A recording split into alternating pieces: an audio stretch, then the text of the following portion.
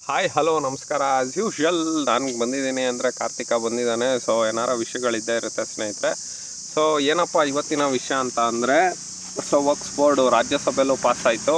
I am very very very happy. ನಾನು ತುಂಬ ಖುಷಿಯಾಗಿದ್ದೀನಿ, ತುಂಬ ಸಂತೋಷವಾಗಿದ್ದೀನಿ. ಏನಕ್ಕೆ ಅಂತ ಅಂದರೆ, ನಾನು ಸ್ಯಾಡಿಸ್ಟ್ ಥರ ಅಲ್ಲಪ್ಪ. ಈ ಒಂದು ಅನ್ಯಾಯಗಳು, ಈ ಒಂದು ಅಫೀಸ್ಮೆಂಟ್ ರಾಜಕಾರಣ, ಈ ಒಂದು ಇದು ಸೊ ಎಲ್ಲವನ್ನು ಒಂದು ಹಂತಕ್ಕೆ ತಂದು ವಕ್ಸ್ ಬೋರ್ಡು ನ್ಯಾಯ ರೀತಿಲಿ ವರ್ಕ್ ಮಾಡಂಗಿದ್ರೆ ಮಾಡಲಿ. ಕಂಡು ಜಮೀನೆಲ್ಲ ನಂದು, ವಕ್ಸ್ ಬೈ ಯೂಸರು, ದಾನ ಧರ್ಮ ಅಲ್ಲಪ್ಪ. ನಾನು ಹೇಳೋದು, ಇವತ್ತೊಂದು ಜಮೀನ್ದು ತೆಗೆದ್ರೆ MR ಇರುತ್ತೆ, EC ಇರುತ್ತೆ, ಯಾರಿಂದ ಯಾರಿಗೆ ಯಾವಾಗ ಏನು ಎತ್ತ ಎಲ್ಲವೂ ಇರುತ್ತೆ. ಇವ್ರದ್ದು ಮಾತ್ರ ಹೆಂಗೆ ಇದು ಕೇಳಿದ್ದನ್ನೆಲ್ಲ ಬರ್ಕೊಡೋ ಅಂಥ ಒಂದು ಕಾನೂನನ್ನ ಯಾಕೆ ತರಬೇಕಿತ್ತು? ಯಾಕೆ ತಂದರು?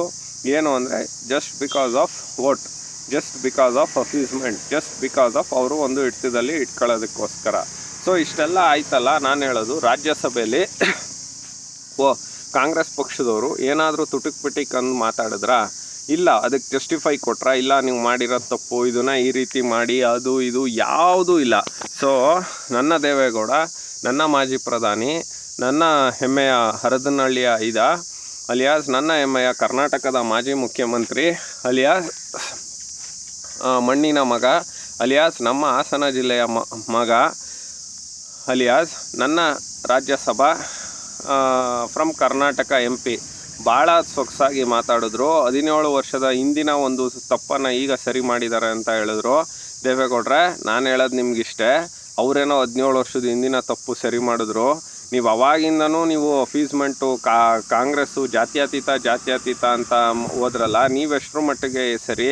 ಕುಮಾರಣ್ಣಂದು ಭವಿಷ್ಯನೂ ನೀವು ಒಂದು ಮಟ್ಟಕ್ಕೆ ಸ್ಮ್ಯಾಶ್ ಮಾಡಿದ್ರಿ.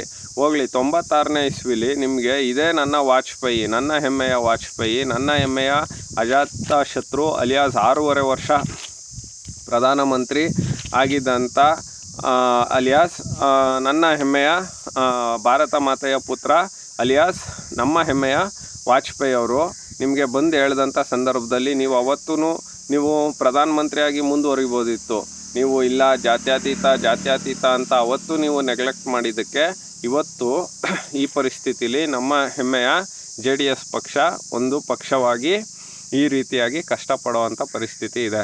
ದೇವೇಗೌಡ್ರೆ, ನಾನು ಹೇಳೋದಿಷ್ಟೇ, ಯಾವ ಧರ್ಮ ಜಾತಿ ಆಧಾರದ ಮೇಲೆ ನೀವು 4% ವೋಟ್ ಕೊಟ್ಟರು ಧರ್ಮಾಧಾರಿತವಾಗಿ ನಿಮಗೆ ಅವರು ಕೈ ಹಿಡಿದ್ರ? ಯಾವುದೇ ಕಾರಣಕ್ಕೂ ಅವರು ಕೈ ಹಿಡಿಯಲ್ಲ. ನೀವೆಷ್ಟೇ ಮಾಡಿದ್ರು they are for Congress against for all other parties. So ದಯವಿಟ್ಟು ಇನ್ಮೇಲಾದ್ರೂ ನಿಮ್ಮ ಕೈ ಜೋಡಿಸಿ ಮನವಿ ಮಾಡಿ ಕೇಳ್ತೀವಿ. ಇನ್ಯಾವಾಗಲೂ ಯಾರೋ ಬಂದರು, ಕಾಂಗ್ರೆಸ್ ಅವ್ರು ಬಂದರು, ಇನ್ನೊಂದು ಬಂದರು ಅಂತ ಮತ್ತೆ ಅಭಿಮಾನ ಇದು ಮಾಡಬೇಡಿ. ಕಾಂಗ್ರೆಸ್ ಅವರಿಂದ ನಾವುಗಳು ಎಲ್ಲರೂ ಪಟ್ಟಿರೋದು ಕಷ್ಟಗಳು ಸಾಕು, ಅವಮಾನಗಳು ಸಾಕು. ಯಾಕೆಂದರೆ ಇವಾಗ ಏನಪ್ಪ ನಮ್ಮ ಪ್ರಜ್ವಲ್ ರೇವಣ್ಣಂದು ಅವ್ನು ಮಾಡಿದನೋ ಬಿಟ್ಟಿದನೋ ಅದೆಲ್ಲ ಸೆಕೆಂಡ್ರಿ. ಅದಾಗೋದಕ್ಕೂ ಒಬ್ಬ ಕಾಂಗ್ರೆಸ್ ಮಹಾನಾಯಕರೇ ಕಾರಣ, BJP ಅವರು ಅಲ್ಲಿ ಲೋಕಲ್ ಲೀಡ್ರೇ ಕಾರಣ. ಅದು ಯಾರು ಮಾಡಿರ್ತಾರೋ ಅವ್ರ ಮನೆ ಹೆಣ್ಮಕ್ಳದು ಬರುತ್ತೆ ದೇವೇಗೌಡ್ರೆ, ಅದರಲ್ಲಿ 2 ಮಾತಿಲ್ಲ. ಆದರೆ ನಿನ್ನೆ ನೀವು ಮಾತಾಡಿದಂಥ ಮಾತುಗಳು ತುಂಬ ಅದ್ಭುತವಾಗಿ ಮಾತಾಡಿದ್ರಿ. We are proud. ನೀವು ನಮ್ಮ ರಾಜ್ಯದವರು, ನಮ್ಮ ಹೆಮ್ಮೆಯ ಮಾಜಿ ಪ್ರಧಾನಿ ಅಲಿಯಾಸ್ ಹರದನಹಳ್ಳಿ ಅಲಿಯಾಸ್ ಹಾಸನದ ಸುಪುತ್ರ. ಸೊ ದೇವೇಗೌಡ್ರೆ, ಇದೇ ಒಂದು ಬಾಂಧವ್ಯನ ಇನ್ನೂ ಗಟ್ಟಿಗೊಳಿಸಿ. ಇದು ರಾಜ್ಯದ ಕೆಳಮಟ್ಟದಲ್ಲಿ ಸ್ವಲ್ಪ ಸಮಸ್ಯೆಗಳಿರ್ಬೋದು, ಆದರೆ ನೀವು ಅಲ್ಲಿ ನಿಂತು ಕುಮಾರಣ್ಣನಿಗೆ ಇನ್ನೊಂದು ಬಾರಿ ಮುಖ್ಯಮಂತ್ರಿ ಅಥವಾ ಒಂದು ಒಳ್ಳೆ ಪೊಸಿಷನ್ನು ಡೆಪ್ಟಿ CM ಇನ್ನೊಂದು 4 ಖಾತೆಗಳು ಬರೋ ರೀತಿ ನೀವು ಇನ್ನೂ 16 ವರ್ಷಗಳು ಇದ್ದು ಒಂದು ಮಾರ್ಗದರ್ಶನ ಮಾಡಿ ಅಂತ ಹೇಳ್ತಾ, ಸ್ನೇಹಿತರೆ, ನಾನಂತೂ ತುಂಬ ಖುಷಿಯಾಗಿದ್ದೀನಿ. ನಾನು ಕೇಳೋದಿಷ್ಟೇ, ಮುಸಲ್ಮಾನ್ ಬಂದು ಬಾಂಧವ್ರಿಗಾಗಲಿ ಕಾಂಗ್ರೆಸ್ ಪಕ್ಷದವ್ರಿಗಾಗಲಿ, ನೀವು ಯಾಕೆ ಲೆಕ್ಕ ಕೊಡಿ ಅಂದರೆ ಯಾಕೆ ಹಿಂಜರಿತಿದ್ದೀರಾ? ಆಯಿತು, ಎಲ್ಲ ಪ್ರಾಪರ್ಟಿನೂ ಅದನ್ನು ಒಂದು ಲೆಕ್ಕಾಚಾರವಾಗಿ ಅಥವಾ ಅದನ್ನು ಒಂದು ಏನಂತಾರೆ ಆಡಿಟ್ ಮಾಡೋದು, ಅಂದರೆ ಎಲ್ಲವನ್ನು ಅದರದ ಮೌಲ್ಯವನ್ನು ನವೀಕರಿಸಿ ಆ ದುಡ್ಡು ಎಲ್ಲಿಗೋಗ್ತಾಯಿದೆ, ಏನಾಗ್ತಾಯಿದೆ, ಅದಕ್ಕೆ ನೀವು ಟ್ಯಾಕ್ಸ್ ಕಟ್ತಿದ್ದೀರಾ ಅಂತ ಕೇಳಿದ್ರೆ ನಿಮ್ಗೆ ಯಾಕೆ ಇಷ್ಟು ಕಷ್ಟ ಅಂತ ಹೇಳ್ತಾ, ಸೊ ಎಲ್ಲದಕ್ಕೂ ಉತ್ತರ ಕೊಟ್ಟಿದ್ದಾರೆ. ನನ್ನ ಹೆಮ್ಮೆಯ ಕಿರಣ್ ರಿಜಿಜು ಮುಂದೆ ತುಂಬ ಒಂದು ಒಳ್ಳೆ ಉನ್ನತ ಸ್ಥಾನಕ್ಕೆ ಹೋಗ್ಬೋದು. ಈಗಲೂ ಉನ್ನತ ಸ್ಥಾನದಲ್ಲಿದ್ದಾರೆ, ಬಟ್ ಇನ್ನಷ್ಟು ಉನ್ನತ ಸ್ಥಾನಕ್ಕೆ ಹೋಗ್ತಾರೆ ಅವರು ಅಂತ ಹೇಳ್ತಾ, ಸೊ ಅಮಿತ್ ಶಾ ಆಗಿರ್ಬೋದು, ಮೋದಿಯವರಾಗಿರ್ಬೋದು, ಎಲ್ಲರೂ ಇದರ ಬಗ್ಗೆ ತುಂಬ ಚೆನ್ನಾಗಿ ಚರ್ಚೆ ಮಾಡಿದ್ರು. 8 ಅವರ್ ಚರ್ಚೆ ಆಗಿದೆ. ಆದರೆ ಸೋಕಾಳ್ ನನ್ನ ಹೆಮ್ಮೆಯ ರಾಹುಲ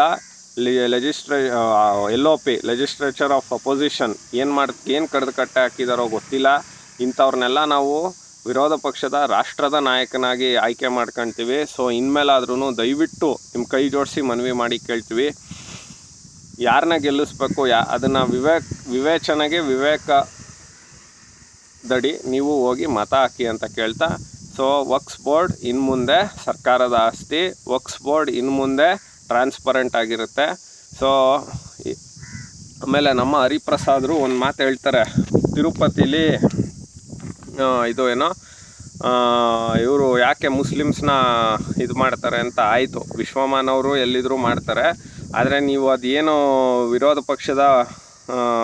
ಪಕ್ಷದ ನಾಯಕರಾಗಿದ್ರಿ, ಯಾವುದಕ್ಕೆ ವಿಧಾನ ಪರಿಷತ್ ಅಲಿಯಾಸ್ 4-5 ಜನಗಳನ್ನ ಮುಖ್ಯಮಂತ್ರಿ ಮಾಡಿದಂಥ ಅಲಿಯಾಸ್, 4 ರಾಜ್ಯಗಳಿಗೆ ಉಸ್ತುವಾರಿ ವಹಿಸ್ಕೊಂಡಿದ್ದಂಥ ಅಲಿಯಾಸ್ ನಮ್ಮ BK ಹರಿಪ್ರಸಾದರು ಎಡ್ರೋ ಪೆದ್ರೋ ಗೊತ್ತಿಲ್ಲ ಅಪ್ಪ. ಇದು ಪ್ರಾಪರ್ಟಿ ವ್ಯಾಲ್ಯೂಯೇಷನ್ನು. ನೀನು ಧರ್ಮಾಧಾರಿತವಾಗಿ ನಿನ್ನ ಆಚರಣೆಗಳು ಬೇರೆ ಇರುತ್ತೆ, ನಿನ್ನ ಒಂದು ಕಮಿಟಿಗಳು ಬೇರೆ ಇರುತ್ತೆ.